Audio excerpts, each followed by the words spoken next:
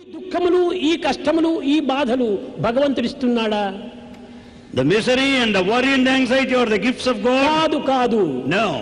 నీలో ఉండినటువంటి యొక్క దుర్గుణములు, మంచి భావములే నీ సుఖ దుఃఖాన్ని అందిస్తున్నాయి. It's only good thoughts and bad thoughts in you. They give you the good and bad in turn. ఎట్టి విత్తును నాటుదువో అట్టి మొక్కలే, అట్టి ఫలములే లభిస్తుంటాది. As is the seed, so is the fruit. కనుక విత్తనములో ఉంటున్నది దీని యొక్క మంచి చెడ్డలు. The good and bad lie in the seed. అనగా మానవుని యొక్క సంకల్పములు చెడు అయినప్పుడు మనకు అన్ని చెడ్డనే వెంటాడుతుంటాది. When thoughts are bad, every bad will follow you.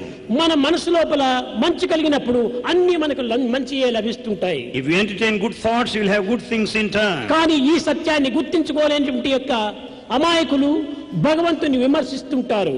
But there are innocent people who do not understand this truth. They భగవంతుడా criticize ఎందుకు God. నీ కష్టముల పాలు చేస్తున్నావు? God is responsible for the troubles. ఎందుకు నన్ను ఇంత దుఃఖంలో ముంచుతున్నావు? Why is it that నాకు He ఎందుకు ఇంత put me in అశాంతిని grief? అందిస్తున్నావు?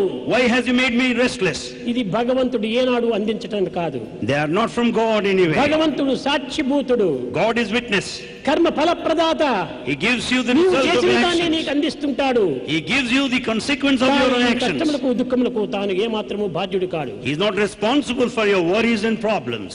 వేసుకుందురు మీరు విషమిత్తు ఫలములు, You have sown the seed of poison, ఆశింతురు నేడు అతిరుచ్చ ఫలములు. but you expect very tasteful ఆచిన fruits. కడు చేదు కాయలు తినలేక You cannot partake the bad fruits. దోషము నా పైన దోషి వాదింతురు. And you blame me later. వేసుకున్నటువంటిది విషవిత్తులు, What you have sown are poisonous seeds, ఆశించేది తీయని ఫలములు. but you expect sweet fruits. చేదు ఫలములు భుజించలేక దోషము భగవంతుని పైన వేస్తున్నా. As you cannot partake bitter fruits, you blame God. ఇది ఏ అజ్ఞానము. This is ignorance. ఇలాంటి మానవత్వం లోపల ఎంత పవిత్రమైన నువ్వు ఉండవలసినటువంటి స్థితి. In such a human life, what kind of sanctity you expect?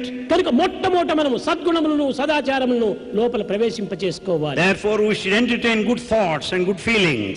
ఇలాంటి భావములు ఒక్క దైవ చింతన చేతనే లభ్యమవుతుంది. We can have such sacred thoughts by thinking of God. పవిత్రమైనటువంటి యొక్క పరమాత్మ తత్వమునే మన హృదయమునందు ప్రతిష్ఠింప చేసుకోవాలి. We should install spirituality in our hearts. ఇది చేసుకునేటువంటి విషయం కాదు. It's not the one that ఒకరు అందించేటువంటి ప్రజెంట్ కాదు. it cannot be gifted. ఒక కంపెనీ సప్లై చేసేటువంటి పదార్థం కాదు. It's not supplied by any company. తన యందే ఉంటున్నది. It lies in you. సర్వతః పాణిపాదం, తన యందే ప్రతిష్ఠ అయి ఉంటుండాలి. It's installed in you. కానీ దానిని సరైన రీతిలో మనం వినియోగించుకోవటం లేదు. But you are not making proper use. ఈ తత్వమును గుర్తించినటువంటి వ్యక్తులకు ఎట్టి భేదమును లేక, ఎంత దూరమును కూడా విచారించక, అనేక విధమైనటువంటి యొక్క ఆనందమును గృహలో కోరి పరిస్థితులకు ప్రభావమునకు గురికాక వెంటాడుతూ ఉంటారు. Those such feelings will not observe any kind of distances. They will be blissful all the time, not disturbed by circumstances. ప్రయోజనం లేదు. It's not enough if you're here. దాని యొక్క మాధుర్యమును గుర్తించడానికి ప్రయత్నించాలి. You should make an effort to enjoy the sweetness. కమలం పైననే ఉంటుంటాది కప్ప. The frog is present on the fruit. కానీ ఆ కమలమునందున్నటువంటి మకరందమును కప్ప కోలలేదు. But the frog cannot experience the nectar contained in the flower. దూరం నుంచి వచ్చి ఆ యొక్క తుమ్మెదలు ఆ మకరందాన్ని త్రాగిపోతుంటారు. But honeybees come from far off places and enjoy the nectar in a flower. కనుకనే మానవత్వంలో అట్టి పవిత్రమైనటువంటి ఒక దివ్యత్వము ఉన్నదనేటువంటి సత్యాన్ని గుర్తించడానికి ప్రయత్నించాలి. Therefore, we should make an attempt to understand the sacredness is present in human life. समस्त लोक